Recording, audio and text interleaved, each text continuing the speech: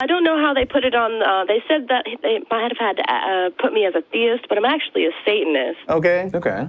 Which, I mean, which I know is different because a lot of Satanists are a little tongue-in-cheek about it. Is that fair to say? I mean, you know, when it comes to the underlying mythology? Yes, that's true. Okay. I just wanted to share this experience, not really a question or anything, that me and my old man had. He's in a punk band, so we go to different towns around Georgia when they're not touring out of town. They actually went through Austin last year, not too long ago. Okay. No, earlier this year. And we were in Jonesboro when we were walking around killing some time before the show, and there was a street preacher there, and he loves to interact with the street preachers because he's a secular humanist. Nice. Yes, and he loves to discuss things with them. He's very cordial about it. If he knew about epistemology, Yes. yeah, You got it.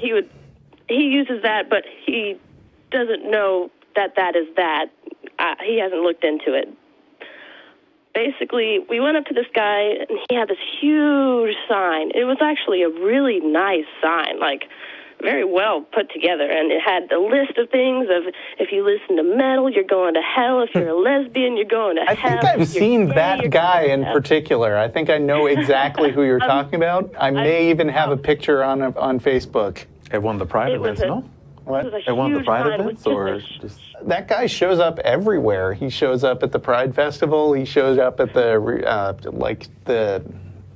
I don't know, there was a thing at the Capitol one time. I can't remember. But I've seen I've seen him all over the place. Oh, he gets around. Yeah, yeah. And there was this little group of teenagers that were harassing him, sort of, you know, just kind of yelling at him, not really making any sense.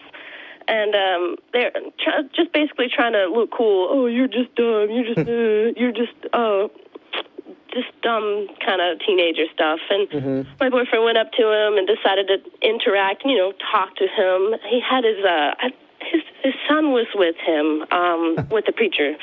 I believe he was probably around 11, 12 years old, and he was filming him with a GoPro. I don't know if it was for safety reasons or if they were going to put interactions of this in one of their sermons or something. I'm not sure. Probably. I think they like to record scenes of what they consider being persecuted because that gives them cred in the eyes of other Christians. Right. Well, his son was with them, and my boyfriend and the preacher interacted for a little while, and then he got to the subject of Abraham and Isaac. He was like, well, one of the things that I'm worried about, this is my boyfriend speaking to the preacher, is that if you think you hear the words of God in your head to tell you that you should kill your son, that you would. And the preacher, his response was, well, if you're going to believe, you got to be all in.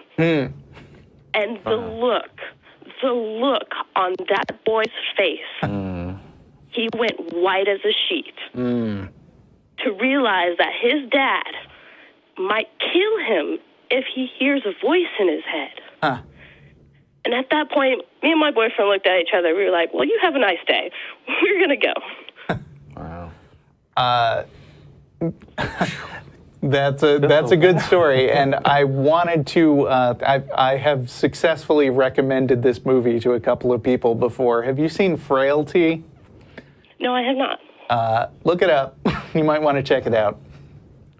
It's who was it? I think it's Bill Paxton. Hears voices from God in his head, and it's a little bit of a horror movie with an interesting thing that happens at the end. Yeah.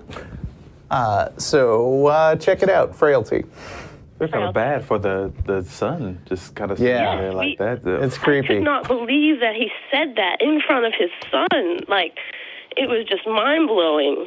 And the thing is, I've heard people ask that question before, and rarely has anyone answered yes to that. But that's kind of the point of the question, is no matter what you answer, it doesn't sound good. Yeah. Exactly, because either you say no, well, that's contradicting your faith. Okay, if you say yes, well, that makes you look like a crazy person. Yeah, but usually they just try to weasel out of it by saying, oh, well, God couldn't say that and be consistent, although according to the Bible he can, but that's just the way it goes. Yeah. I don't know, I just wanted to share that experience with you guys, and that there are people that are willing to do horrible things just because they might have heard a voice in their head. Right. Well, that can be dangerous. Yeah. It really can be. Yeah. All right, guys, I'll let you go and let you get on to another caller. Thank you for taking my call. Thanks for calling. All right.